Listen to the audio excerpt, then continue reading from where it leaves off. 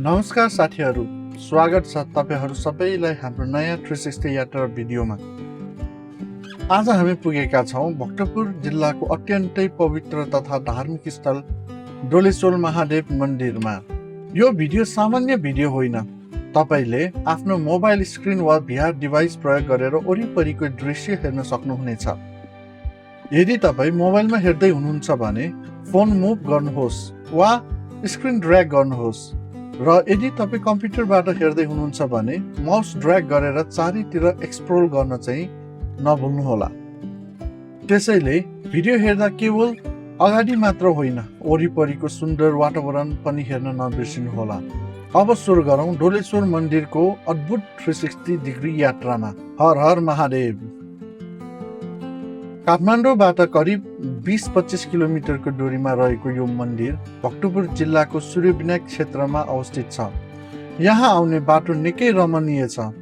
जताततै हेरे पनि हरियाली, डाँडा, जङ्गल र शान्त वातावरणले मनै आनन्दित बनाउँछ। अहिले तपाईले 360 डिग्रीमा पुरा वरिपरिको दृश्य अनुभव गर्न सक्नुहुनेछ। त्यसैले एकपटक चारैतिर हेर्नुहोस्। हाम्रो यहाँ आउने भनेको एउटा चाहिँ नि त्यो सूर्यविनायकबाट माथि हुँदै आउन पनि मिल्यो।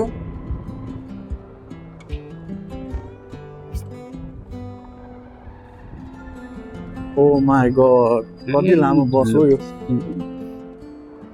नेपाल काठमाडौँ।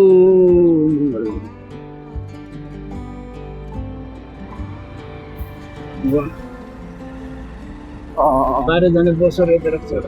यही रोड है साथीभाइ, हेर्दै जानुहोस्। यो रोड हुँदै जाने हामी डोलेश्वर मन्दिर भक्तपुरको।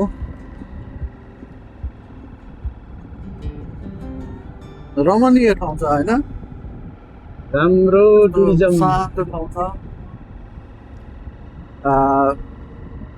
यो भक्तहरूको लागि पनि र घुम्नलाई पनि एकदमै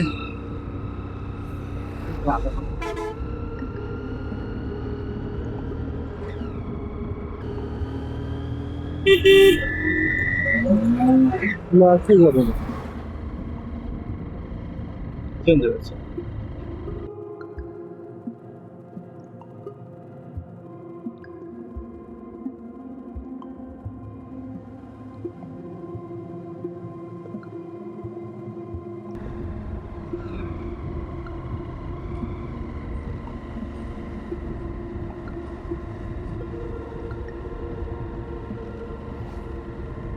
राम्रो छ है,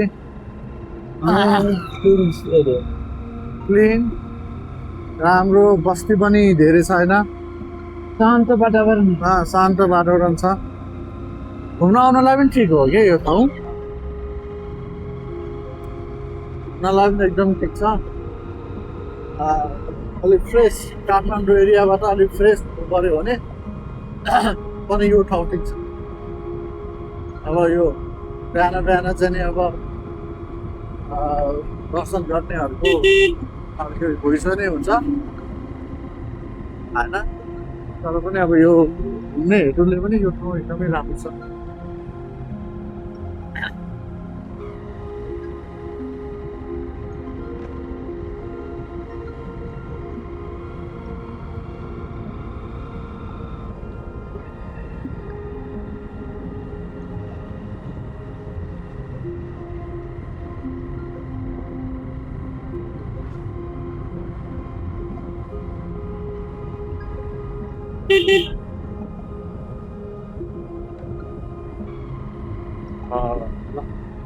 यही हो।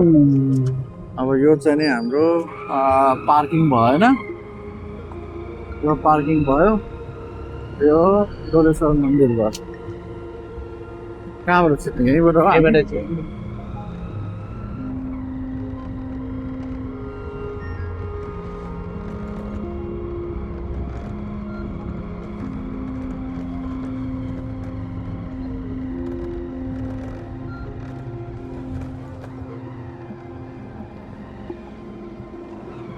देश विदेशबाट सबैजना चाहिँ आइरहेको छ है। हाम्रो यो डोलेश्वर मन्दिर यो पनि अहिले हामी डोलेश्वर महादेव मन्दिर परिसरमा प्रवेश गर्दछौँ।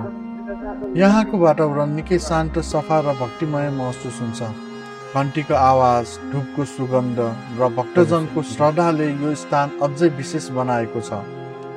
360 डिग्री भ्यूमा मन्दिरको परिसरको आर्किटेक्चर र वरिपरिको वातावरण एक्सप्लोर गर्न सक्नुहुनेछ।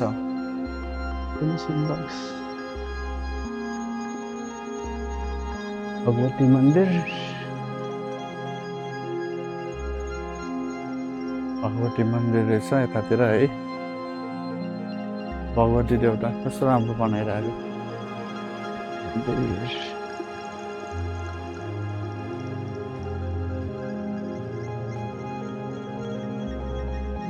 नाग यो चाहिँ नि शेषनाग कृष्ण पनि ठुलो रहेछ है।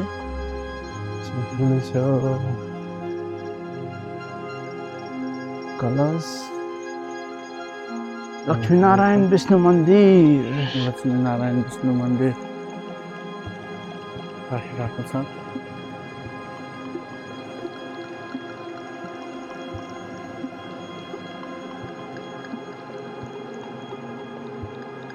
राम्रो बनाएको छ ठाउँ धेरै राम्रो छ है। अब पहिलाभन्दा पहिलाको भन्दा धेरै धेरै राम्रो राम्रो भएको छ है। यो पछाडिबाट प्रवेश गर्ने पछाडिबाट, द्वार हो, द्वार भयो है। पूर्व द्वार हो।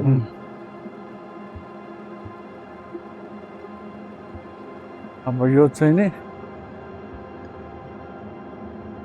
यो चाहिँ नि के मन्दिर रहेछ? यो भन्छ सूर्यनारायण मन्दिर सूर्यनारायण मन्दिर। कि सूर्यदेव सूर्यनारायण मन्दिर सूर्य देवताको रहेछ।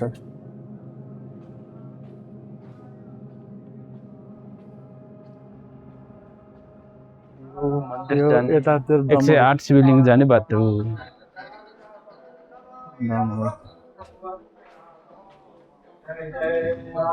महादेव शिवलिङ्ग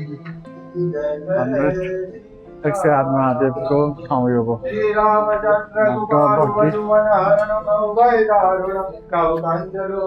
सबैजना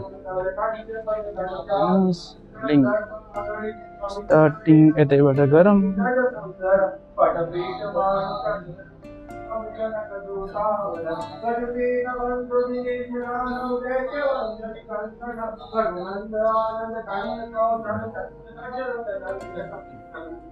यताबाट घुमे यताबाट निस्क्यो।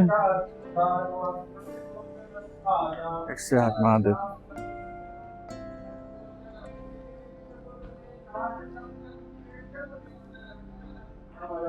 बनाउँदैछ।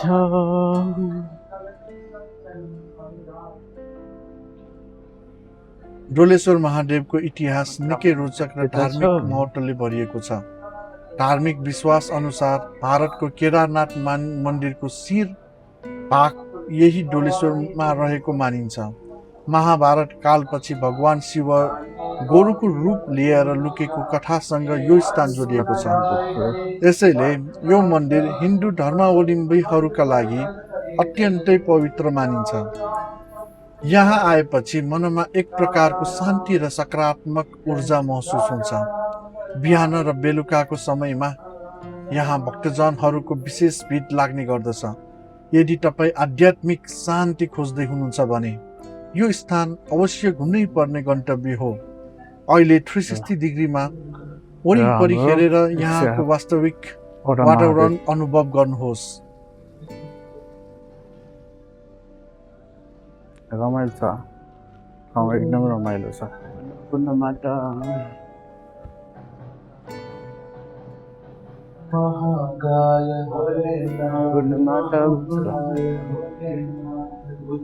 यताबाट गयो भने मनकामना मन्दिर पुग्छ।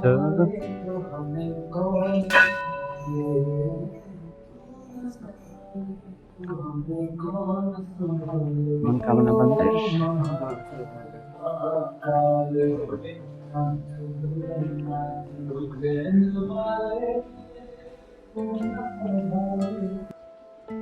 यो चाहिँ नि सानो मनकामना मन्दिर। मन्दिर है मनकामना मन्दिर भनेर राखिरहेको रहेछ यतातिर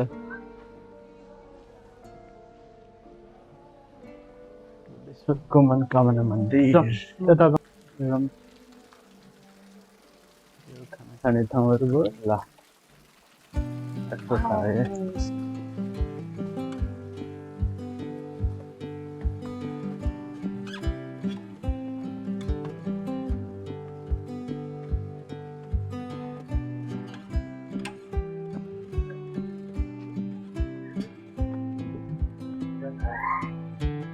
कुन देउता हो दुर्गा माता माता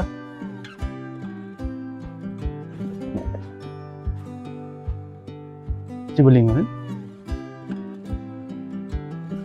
शिवलिङ्ग चाहिँ मा वैष्णवी मन्दिर मन्दिर वरिपरिको प्राकृतिक सौन्दर्य पनि अत्यन्त आकर्षक छ हरियाली जङ्गल पहाड र खुल्ला आकाशले यहाँको दृश्यलाई अझ मनमोहक बनाएको छ यो चाहिँ नि हाम्रो शिवलिङ्ग राम्रो छ पहिलाभन्दा धेरै निकै राम्रो बनाएको छ यो चाहिँ अहिले शिवलिङ्ग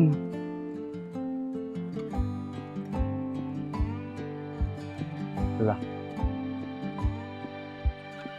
श्री भैरवनाथ की जय भैरवनाथ महाराष्ट्रको भैरवनाथ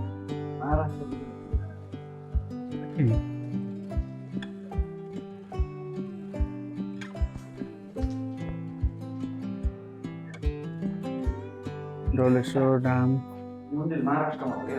महाराष्ट्रमा छ ए बेग्लै बेग्लै हो नि मन्दिरहरू यो कुन चाहिँ ए सालसार हनुमान भीमेश्वरी माता कालो नरेश दादी रानी सती अनि भैरव मन्दिर भैरवनाथ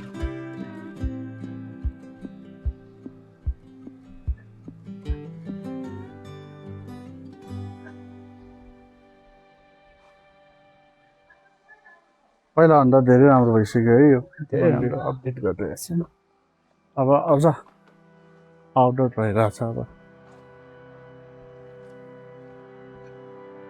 दारू बनाउँदैछ ल अब यो चाहिँ नि पछाडिको बाटो भयो पछाडिको द्वार भयो फर्किने द्वार भयो फर्किने बाटो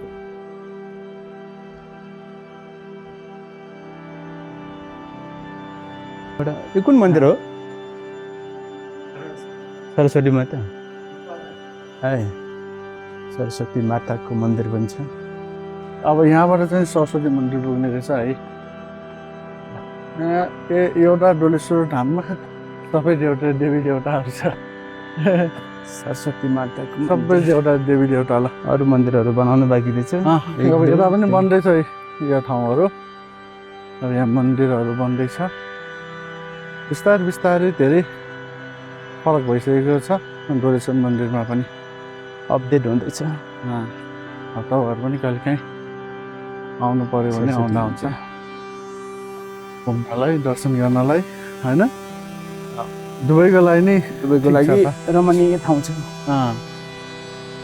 माथि माथि दारातिर पनि राम्रो छ टाढा टाढा सबै यताउता हिँड्न पनि मिल्छ शान्त वातावरण छ पनि राम्रो छ यो एरिया ठिक छ एकदमै बस्ने ठाउँ छ सबै सुविधा छ हुनका लागि अलिकति भजन कीर्तन गर्नु पर्यो यज्ञ गर्नु पर्यो सबै फेसिलिटीहरू छ होइन अनि ट्राफिकहरू त्यसबाट अलिकति फ्री हुनलाई होइन त्यो ठाउँ एकदमै बेस्ट छ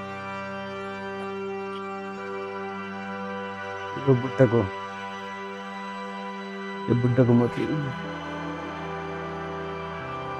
मन्दिर रहेछ यतातिर ल यही हो हाम्रो डोलेश्वर मन्दिरको यात्रा होइन डोलेश्वर मन्दिर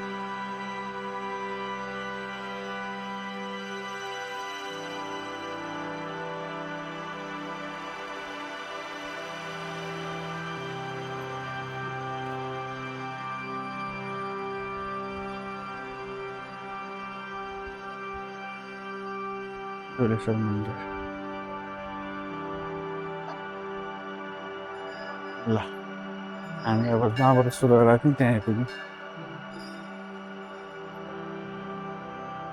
यो हनुमानको मन्दिर हो यो चाहिँ के भयो हनुमानको मन्दिर है हो यो चाहिँ गणेश मन्दिर यो गणेश मन्दिर भयो अब अगाडिको साइड यसरी यसो देखाइदिउँ यो हनुमानको मन्दिर हो यो होला अगाडिको साइड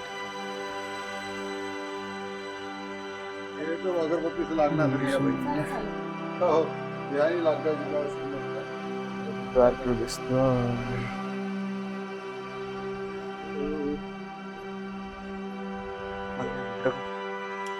ड्रोन शट हेर्दा वरिपरिको पुरा दृश्य एक्सप्लोर गर्न नबिर्सिनुहोला।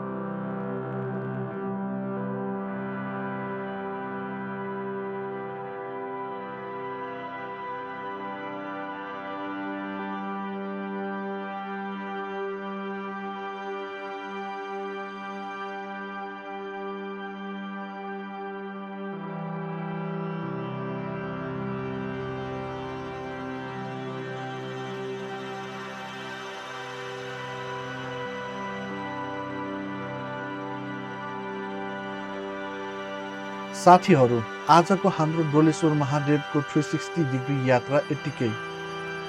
यदि भिडियो मन पर्यो भने लाइक, कमेन्ट र सेयर गर्न नभुल्नुहोला।